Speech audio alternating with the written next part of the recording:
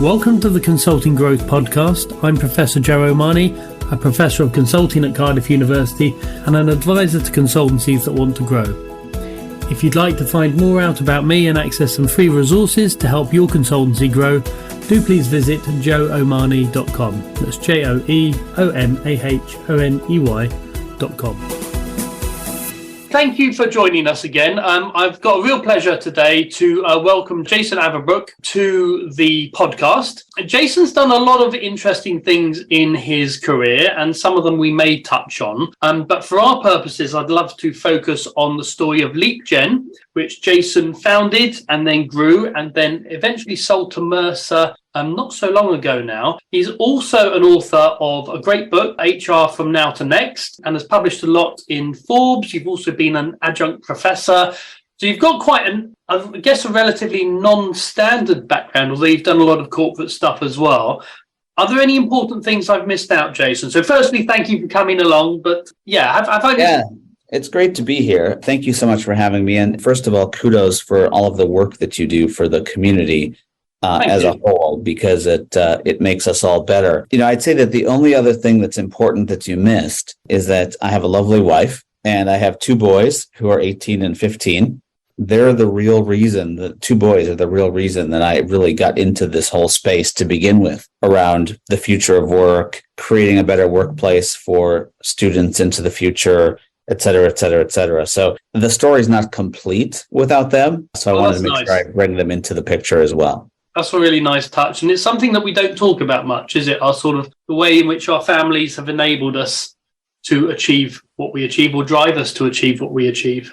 Joe, one of the big things that and I'm sure we'll talk about this later, is that, and I think that too many people overlook this, is that we're humans outside of work. Inside of work, we're the same human. You can't strip away the humanity that you are and the human that you are outside of work when all of a sudden you show up to work. So, whenever I talk to students, or whenever I talk to anyone for that matter, I'm like, bring your, not bring your whole self, because that's overused cliche, but truly you can't say, hey, I'm a dad and I focus on my kids and I'm most concerned about their lives. And then guess what? I show up to work and I can't think about that anymore, because that doesn't happen, especially in today's world, where you might just go from your bed to your desk and not even leave the house. So really, really important to me. Yeah, I agree completely. And I think perhaps COVID has helped that a little bit. I think we're now, perhaps 10 years ago, perhaps you wouldn't be in a suit, but I'd be more smartly dressed. Fortunately, the readers can't see, or the listeners can't see what I'm dressed in. But I think it's helped break down some of those barriers a little bit. Yeah, and Joe, I think COVID has, I don't really want to say COVID has, I think the progression of technology has. Yeah. And if you think about the world we were in pre-2020, I always say 2020 there were two massive pandemics that happened in 2020, a public health pandemic and a social justice pandemic. And both of those pandemics made us as humans much more real. It allowed us to take off the fake clothes we wore to work and the other clothes we wore at home and be that same person, whether we're working or we're not working. And for example, just quickly, Joe, your listeners will know this, pre-2020, most people would never turn on their video. Yep. Like 2020, when all of a sudden 2020 came and I tried to get people to turn on their video, they're like, no, I look terrible. I could never do that.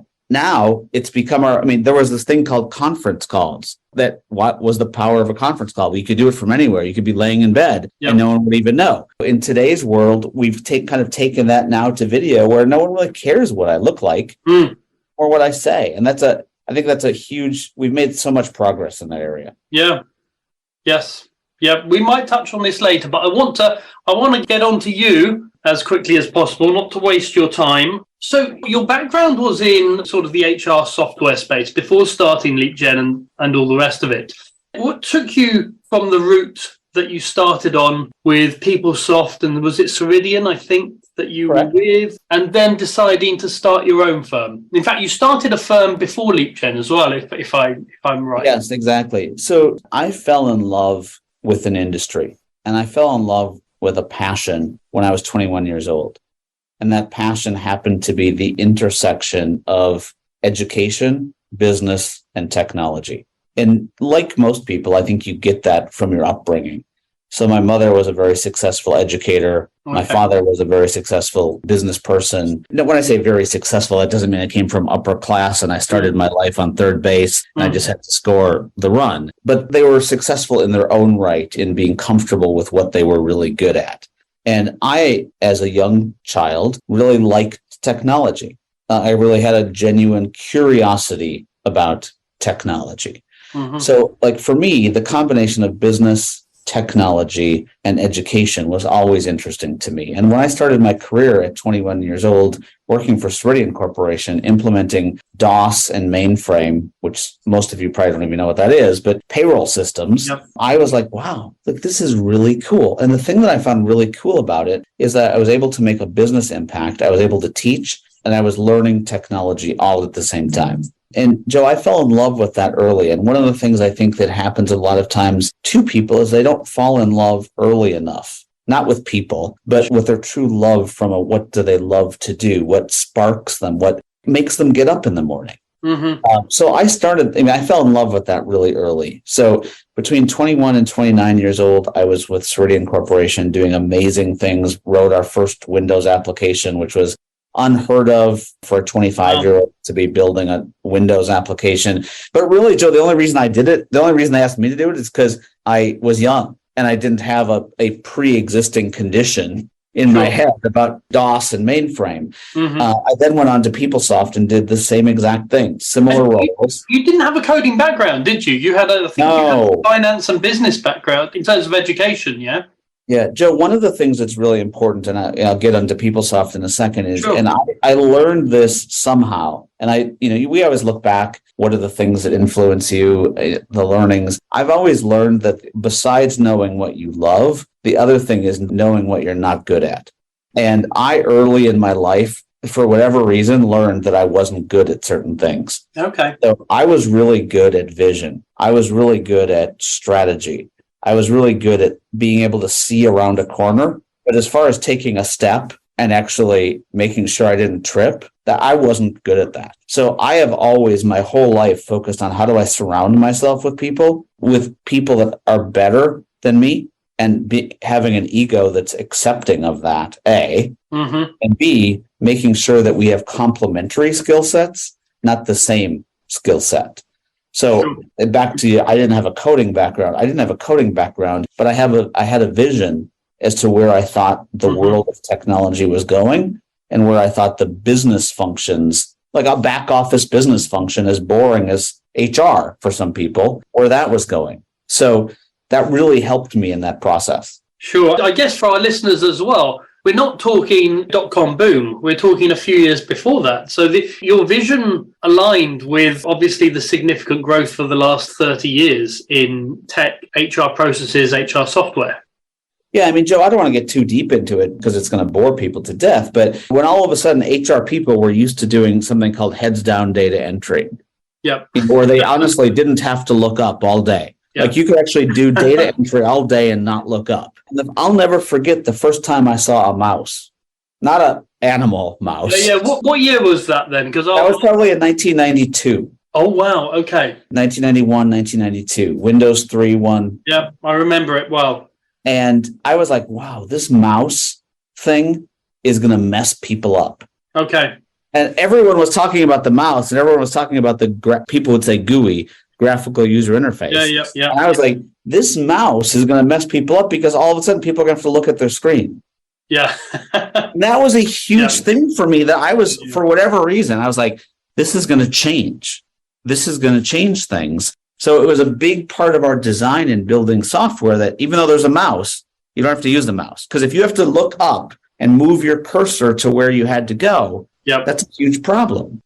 So not only did we have to think about how do we design and build software around some of those human-centered issues, but then also at the same time realize that we had to educate people on and please don't laugh at me, what was a floppy disk? Sure, yeah. Because there was, back in those days, there was no way to distribute software. And once again, I'm totally being old here. We would distribute our software on 47 disks. Wow. And you'd put in disk 1, and then it would say, take out disk 1, put in disk 2. And if you were missing disk 14, you were screwed.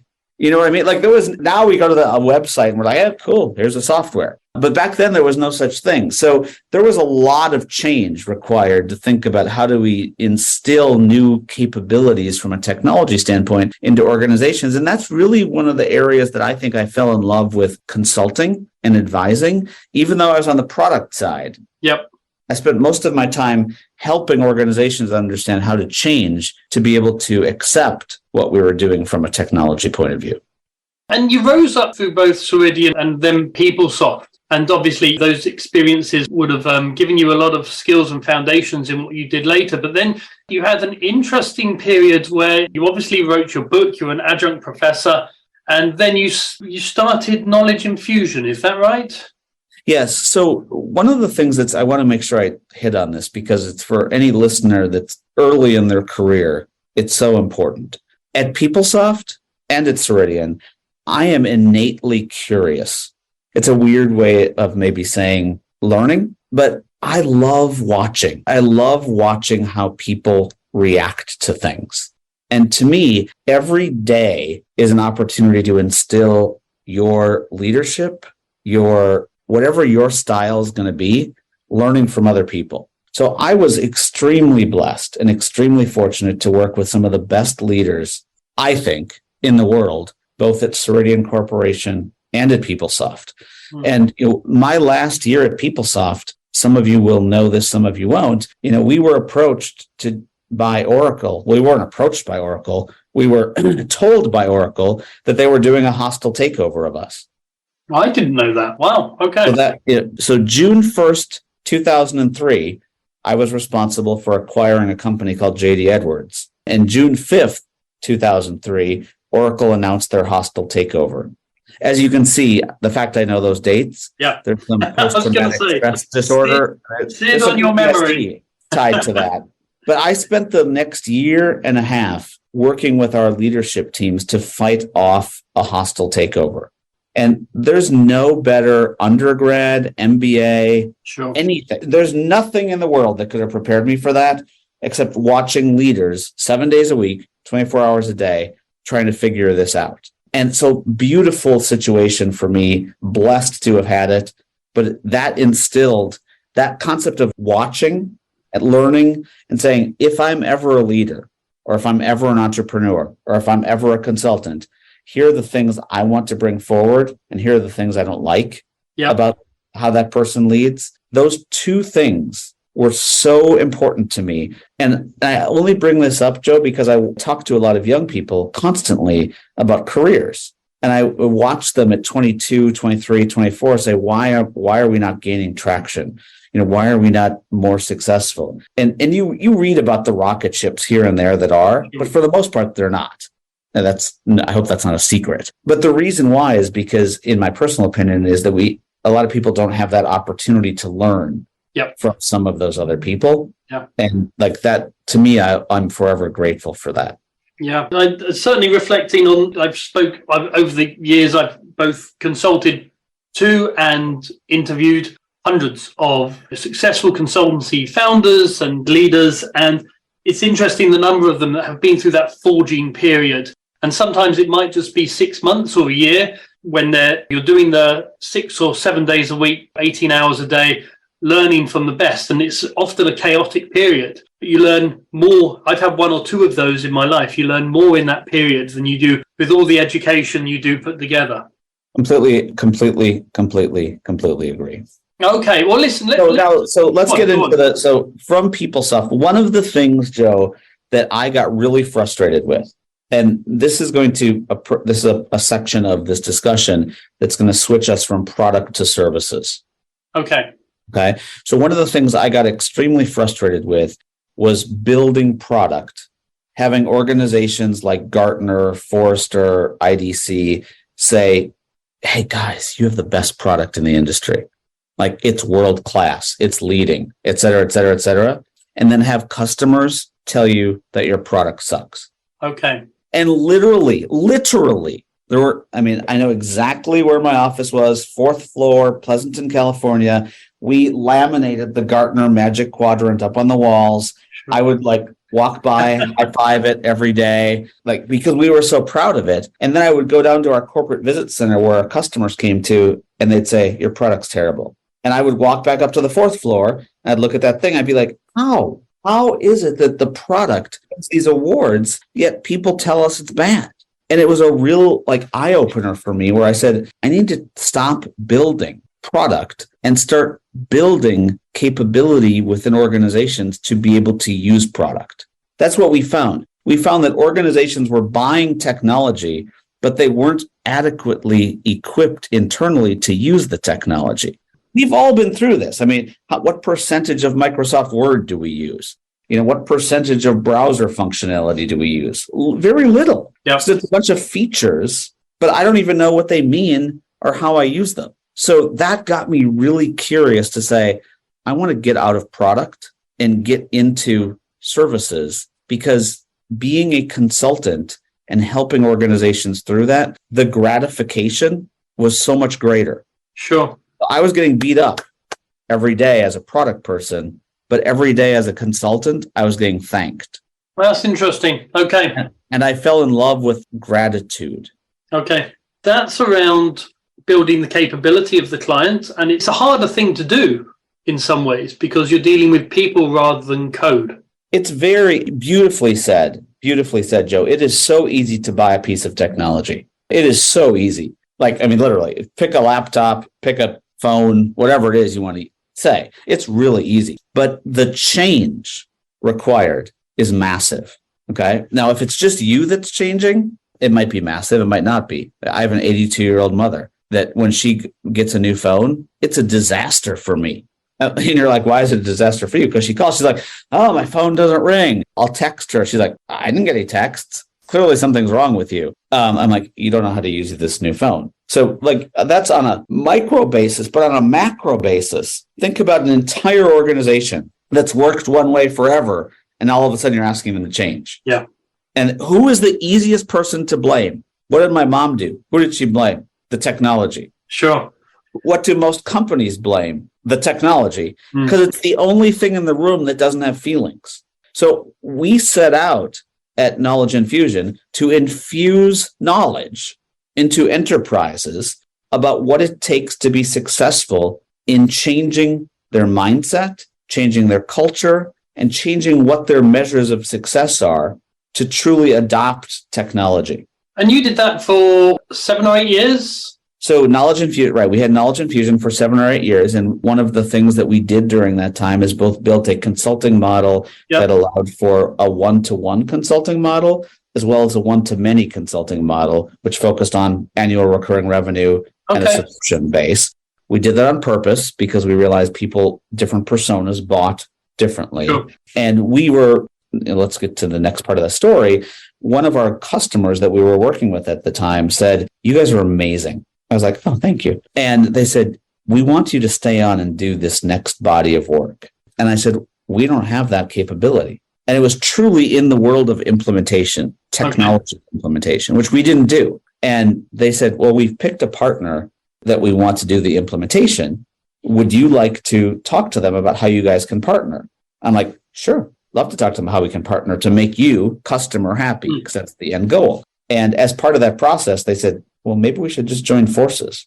So our company wasn't for sale. One of our customers kind of drove us to that point. Okay. And hey, this makes sense. And it was a beautiful and was and still is, a beautiful marriage. You seem, we haven't even got to LeapGen, but you seem to be quite ahead of the curve. And this may be a US versus UK thing, but certainly in the UK, I was involved with tech in 2003. Some of the stuff that you were talking about didn't, in terms of the people side of technology, of embedding the skills and the mindset, and that type of stuff, that in some places didn't come till quite late. So it seems that you were either ahead of the curve or riding the wave when it came to these types of ideas of the human side of technology.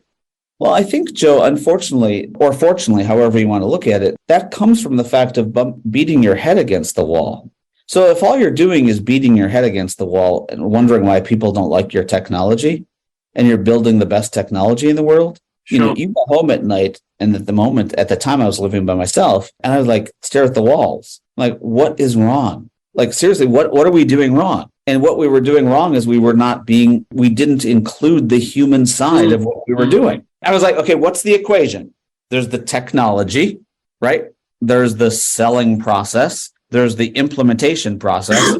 What's the other part? The people that are using it. And we were still calling them users. Like, who wants to be called a user, for God's sakes? So, like, I mean, that's where we started to dive really deep into that human side and say, what's the one variable here? It's the human. And how do we make sure that if technology is actually going to get you? And then, by the way, we still have this same exact opportunity with generative AI today. Yeah, sure. I'm sure that a rake at one point did damage to someone. You know, I mean, back from a technology of evolution standpoint, all technology can be used for nefarious purposes, and it's easy to blame technology when something doesn't go well. Yeah. But what do we do to condition people to be ready to adapt, unlearn, to leverage technology has always been something, and it might be that combination from my mom and dad, business and education, that made me a technologist that thought about people first instead of code first. Yeah. That first company where you were co-founder, Knowledge Infusion, was that bought in the end by, was it Appirio? Yes, that was bought by a company called Appirio, exactly. Okay, so you must have learned a lot. I'm guessing after that, you probably could have put your feet up and had a nice time, but you decided to press ahead and start LeapGen eventually. Yeah, so there's a little bit of a point. I wanted to make sure we talk about this. So during that time when Appirio approached us to purchase our company, which is a completely different thing than if you're trying to sell a company. And if we want to go into that discussion, we can. But we started Knowledge Infusion, Joe, without any plan as to what we were going to do with it. Okay. So, I was a PeopleSoft, very, very happy. One of my employees came to me. Her name's Heidi Spierge. She came to me and said, I'm quitting. One of my best employees. And I was like, why are you quitting? She's like, I'm going to go be a consultant because I just need some more flexibility in my life. And what I said to her, which shocked the heck out of me, is I said, I think I want to be a consultant. And she's like, what? Like, I'm trying to resign. And I was like, yeah, but maybe we should be consultants together. Wow. So I'll never forget, literally the next day we were at a Starbucks talking and we both said, hey, maybe we should consult together. So she was your co-founder then, yeah? Yes. And that's how we started Knowledge Infusion. But exit strategy, growth business, lifestyle business. Yep. I had zero clue about any of that. All we focused on was making customers happy and trying to be at the bleeding edge of services that would allow customers to be happy. I guess it was quite nice because I presume you didn't have non-competes because you weren't focused on the product side. You were focused on the service side. And we actually helped. Yeah, sure. We're actually helping, our previous employer as well. Yeah. Okay. In that specific case. So I stayed and this is a little bit of inside baseball, as you get into, these processes, one of the things when you sell a company is what they're buying is you. They're not buying. So they want you to stay. So of course you do your time, quote unquote, with that new company and bring all of your people along, et cetera, et cetera. And during the time I was with Appirio, I had a great friend. His name was Dave Goldberg. Dave started Yahoo Music and then also started a company called SurveyMonkey. Dave and I went to high school together. Wow. Nice friend to have. Yeah. And Dave called me one day and said, I know you're still at Appirio, but we would love for you to help start this new company and come in as a CEO. And the name of that company was the Marcus Buckingham Company. Okay. And Marcus is a brilliant leader that focused on things like the Gallup. It was at Gallup, a lot of tools on the engagement index. And what we really focused on there was building out a new way to do performance management. So building new technology to do performance management and lots of fun. Marcus is a brilliant guy, still great friends with him today. Unfortunately, Dave passed away in the middle of that. Some of you know that Dave Goldberg was married to Sheryl Sandberg, who is the COO of Facebook. Okay. Dave was in a tragic treadmill accident and passed away. He fell off a treadmill, hit his head, and unfortunately didn't survive. So we sold Marcus Buckingham Company eventually because of that to ADP. And after we did that, I took some time off. So back to your put your feet up thing, I actually took 6 months off. And I said, wow, this has been like a crazy ride. And I took 6 months off to really say, what's next? And that's actually when I finished the book. And at the same time, I was approached by two CHROs, chief HR officers from my past life that basically said, we really need you. And I said, I remember this vividly. I said, I've told my wife that I'm not doing anything for 6 months. So the 6 months basically lasted about 6 weeks. Okay, sure. And what came of that was what I saw was this huge opportunity still to think about now where technology was. We'd gotten over the fact of everyone was going to the cloud. We were at the point now where people went to the cloud and they're like, this is it? Because they're like, this is the same as it was before, but we went to the cloud. Yeah. And I was like, oh, goodness gracious. This is about to be another boom where all these people went to the cloud or are still trying to get to the cloud, but they're doing it in the wrong way. Because they're not transforming. All they're doing is transitioning. Yep. And that immediately said to me, I need to start another company. Okay. So it was really, Joe, dusting off the playbook to a degree. Sure. And saying I need to start another company, but taking the learnings from what happened with Knowledge Infusion, where I didn't know what an exit was. That was going to be my next question, is what are the lessons that you took from both Knowledge Infusion, but also your time with Marcus Buckingham Company, that you're starting up a new company and you think, right, these are the mistakes I'm not going to make that perhaps I made last time, or these are the opportunities I'm going to take, which perhaps I didn't take last time? When we were selling Knowledge Infusion to Appirio and selling the Marcus Buckingham Company, our first meetings with the bankers, quote unquote, they asked me questions that the minute they asked me the question, sweat started to pour from every orifice of my body. For the rest of my life, I'll remember it. I call it an oh shit moment. Yeah. Because I truly did not have answers to any of their questions. Yeah. A, I didn't have answers to the questions. B, they were speaking a language that I didn't understand. Sure. And C, I was at an extreme disadvantage when it came to any kind of negotiating, any kind of anything, any leverage whatsoever. So when we started LeapGen, it was a conscious decision to say we're starting operationally first. Okay, we're going to build a solid foundation of customer data, sales data, marketing data, finance data, so that when that time comes again, if it ever does, someone's going to ask me those questions and I'm going to be ready to nail them. Yeah, great. Yes. Yeah, it's interesting. So I typically get involved with exits, typically 2 or 3 years beforehand. And one of the things I do is a deep dive at the beginning, and I ask the questions, in effect, a buyer or a bank would be asking. You can see the shock, not in all cases, but in a lot of cases, you can see the shock, not just in terms of what I'm asking, but also the sheer number of questions, because as you all know, it's no small deal to go through an exit. No, and Joe, I remember crying. Oh, man. Because I was like, I am a failure. I've built this business. We've got 75 people. Customers love us. And I can't answer the basic question about what our utilization rate is. Or I can't answer the basic question about what our average bill rate is. Sure. So better lucky than good is what I like to say in those first two companies, because we were kids.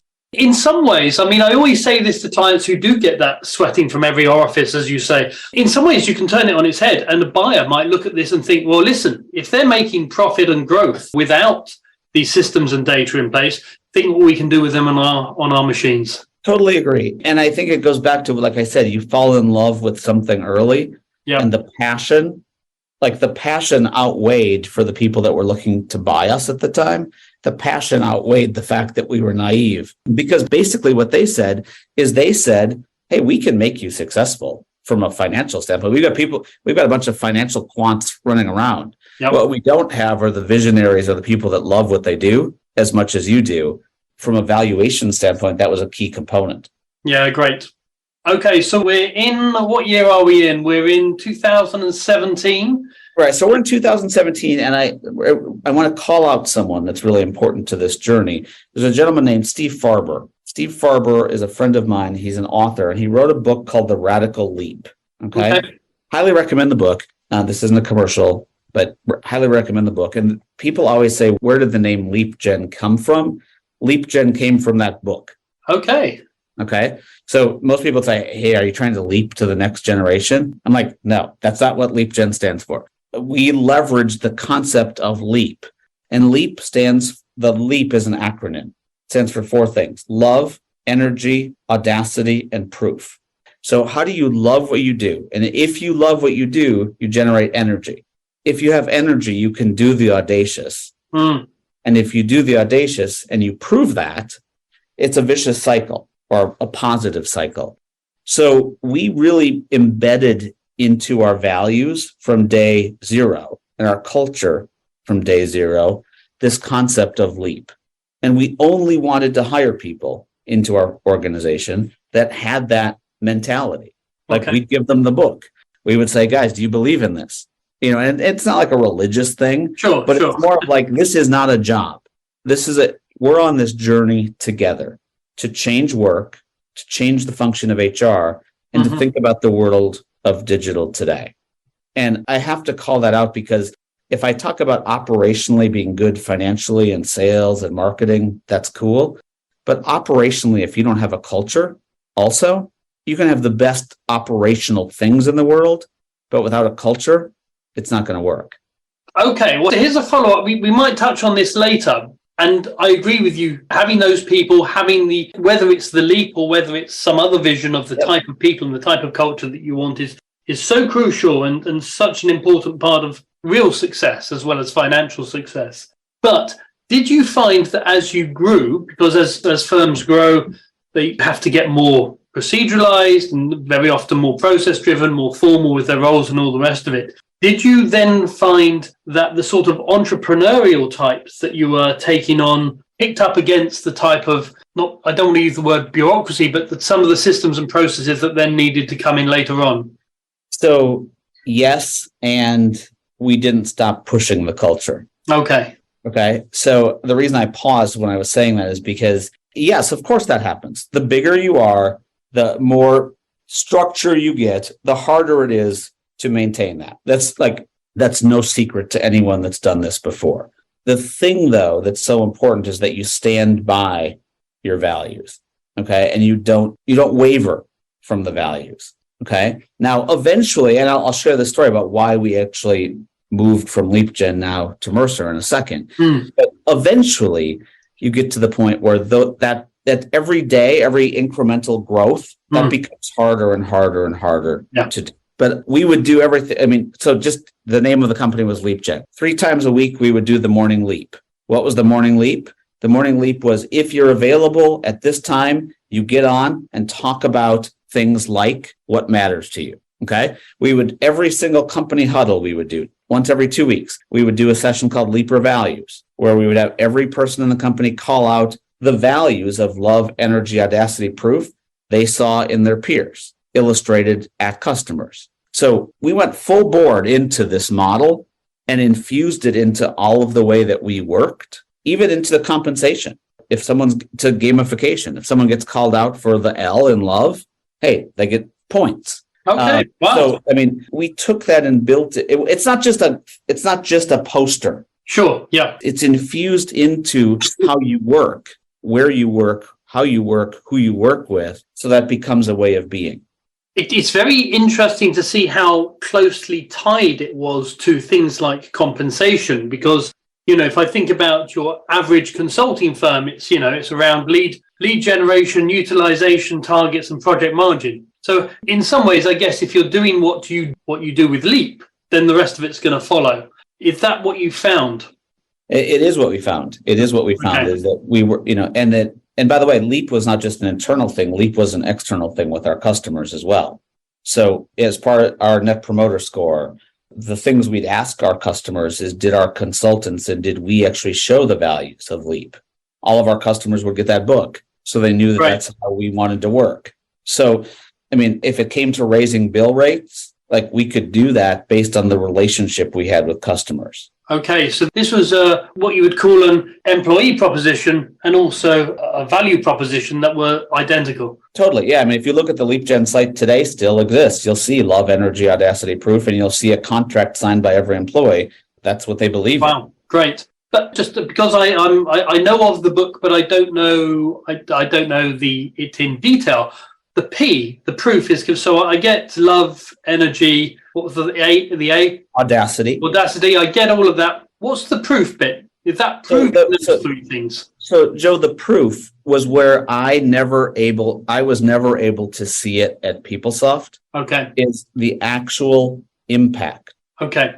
So, and I learned this in the first consulting company, Knowledge Infusion, and I carried it forward still today.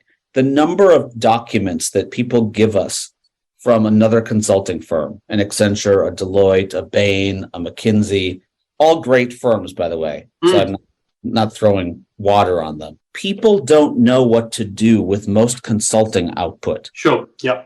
And if you provide consulting output to a client and you can't prove the value of that. So for example, I do a lot of public speaking. I will run into a customer year over year, and they'll say, Jason, we love that blueprint, or we love that roadmap you created for us.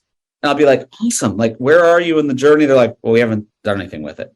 You paid us a lot of money to do that, and you haven't done anything with it. They're like, well, we can't figure out how to get started. So for me, that P is really, really important because not only are we pushing people from an audacious standpoint to try stuff that maybe they haven't tried before, but also then not just try it, but prove that it actually has impact so I can get the funding to do it again. And the one other thing I'm just going to add to this really quickly is that the Leap part of it, Joe, was really important during a moment in time like we dealt with COVID, okay? Because COVID changed the world. And if we didn't have, we started a community that's now 3,500 people on March 13th of 2020, just to get humans together to talk about how they're feeling during COVID. Wow. And we did it under the concept of love. So like, as cyclical things happen in business or in life, like if you don't have that strong foundation, it's really hard to stay alive, which is why a lot of companies didn't make it during those times. So not only do I give credit to our company, The Leap, for our culture, but I give credit to Leap for helping us through the ups and downs of what it takes to build a business. Did you find yourself challenged at any point with finance ran up against that? So when a lot of companies, not all of them, but especially during COVID and the recession and all the rest of it, had some pretty tough decisions to make when it came to headcount, when it came to people. And I guess you've got a people first culture, whether you were tested at any point and which way you went. We were not the chosen ones. Everyone was tested. Sure. Yeah. And, and we did workforce transitions and reductions. We laid people off. We put people on leave of absence, called them back. But all along, we did it with empathy and humanity in mind, or we tried to the best that we could. It's never easy to do that. But I think our culture helped a lot with that because people knew that we weren't like this profit-making machine that didn't care about people. They knew they were part of it, but they also knew that the world was going through a time that we couldn't sustain what we were doing before. How big were you when you sold? When we sold LeapGen, we were 60 people. Okay. $10 to $15 million in revenue, both one-to-one model and one-to-many model from a subscription point of view, again. Okay. And truly focused on where the world got to post-COVID was work changed, workers changed, business changed. Yeah. Guess what? Inside business has to change. Sure. And in terms of the process of finding potential buyers, obviously there's a formal process that you go through. Why did you end up with Mercer as opposed to, I can imagine there must have been quite a few companies that were interested, your experienced CEO, good numbers, good margins, nice niche, subscription services. In the back of my mind, and I hope some people will relate to this, you get to the point of your growing a company where you feel like an ugly teenager. And I apologize if I'm offending any ugly teenagers, but you've got a little bit of acne, you're not really sure where you fit in the world, and you're trying to figure out what's next. Once again, as part of this process and this journey, LeapGen was not for sale. We were not looking for someone to buy LeapGen. We were in the process of going through puberty. Okay. And really saying, what's next?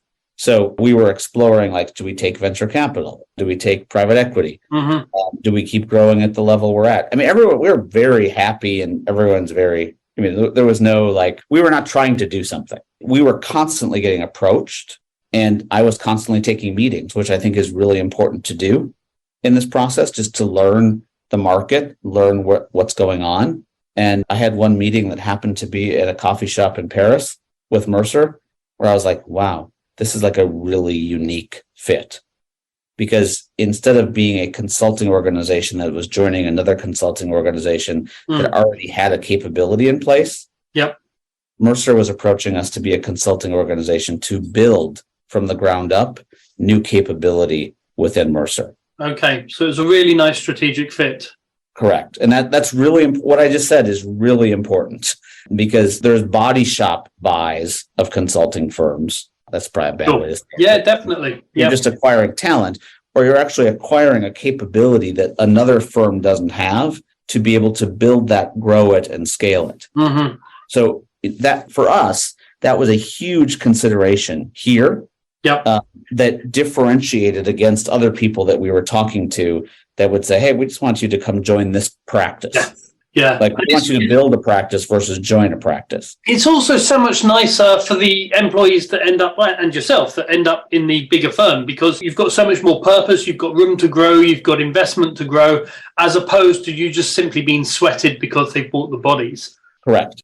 Okay. I guess it would be crazy not to ask the question. You learned a lot from the first growth and exit and the second company that you were the CEO of and sold. Was there anything left to learn? Is there anything where you look back at LeapGen and go, well, actually, if I did it a fourth time, I would do X, Y, Z differently? That's a great question. So I'm 7 weeks into this. Oh, okay, right. I'm going to preface it that way. It's a little early in my thinking to go back and do that. I will tell you that at the moment, 7 weeks in, and I'm happy to come back on and talk about it in 7 months. Sure, yeah. 7 years. But 7 weeks in, like, I have no regrets whatsoever. I love the fit. I love the company that we joined. I love the process that we went through. And by the way, Joe, happy to share this at another time. Like, we created 10 criteria as to, if these 10 criteria don't fit, we're not going to sell the company. Yeah, okay. That's great. And that was everything from family stuff to employee stuff. Like that. I mean, they weren't like hard, fast. No, it was not financial. It was more cultural, work, things like that. And the only thing I would say right now, is the simpler you can make your consulting company in your head from a value prop and a messaging standpoint, the more success you're going to have with customers. For the most part, customers don't understand consulting, and consulting has a bad rap. And I would say the only thing that we probably could have sped up our revenue and sped up our customer adoption is if we would have made our value proposition a little bit easier, a little bit earlier.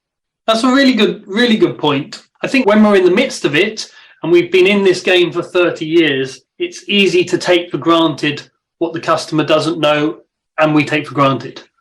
Joe, when, I guess a simple way to say this, when too many people stop you and say, we were on your website, or we talked to one of your salespeople, and we still don't really understand what you do. That's a problem. I would say we probably could have gotten to that sooner. Okay.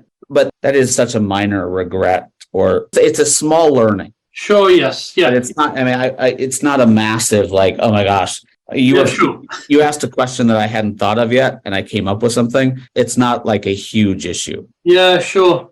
Yes. Okay, so Mercer's happening. You know what, Joe, there is one other thing. Sorry. Go on. Good. No, there is one other thing. I think that we, as a global economy, do a really bad job at acting global. Okay, go on. So I think we do a good job of being in our region that we're in. And I always, at LeapGen, wanted us to be a global firm.